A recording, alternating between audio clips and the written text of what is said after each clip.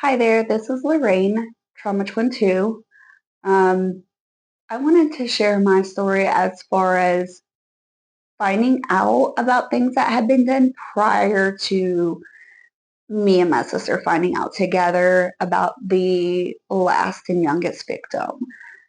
So, my grandfather, I want to say it was March of 2020, got arrested. I wasn't sure how I felt about it because, again, I was told one thing about him being held at gunpoint. They were, digging his yard up for guns, money, bodies, whatever. But that was not the case. So the victim, that victim I did reach out to, that was actually somebody I was really close with, especially growing up. And we had talked about it, and I remember being really, really upset, like thinking that this is not the man that helped raise me. This is not the man that I grew up with. Like I don't know this person. This can't possibly be the same person. Um, I remember going through a lot of emotions with that. Um, Now, with that being said, I never did visit my grandfather in jail. I feel like my mom kind of stopped me with that. But then with my job, I also didn't want to put myself in that situation either because I also worked with children. Um, so when I was talking to this victim, a light bulb had dawned on me because my grandfather or my grandmother knew another victim. I'm not saying names. I'm not going to say what family members, but this was another family member. And this had been mentioned to me, and I kind of, went in one ear and out the other. So I never put two and two together. And I was like, no, that's, that, no way. But then all of these victims started coming out more and more, at least three that I know of, probably more.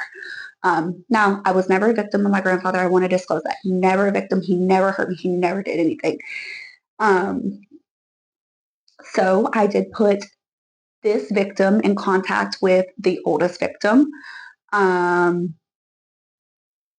because I felt like that was the right thing to do because there was, posts made on Facebook um, to see if there was victims out there, but I don't believe this oldest victim was either a member of Facebook or whatever. I wasn't sure.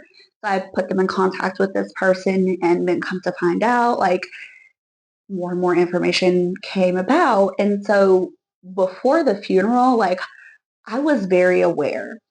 I wasn't aware of the youngest victim, but I was very aware of what had happened previously.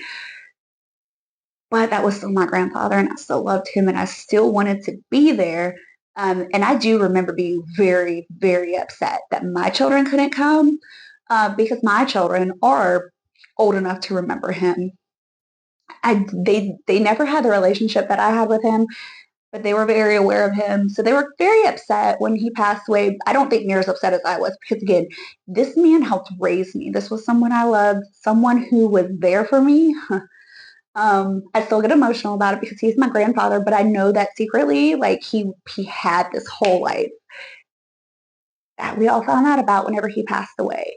Um, I know that in another video, me and my sister do plan to tell you about how we both found out about the youngest victim and the actual police reports that was made public record. So stick around for that video.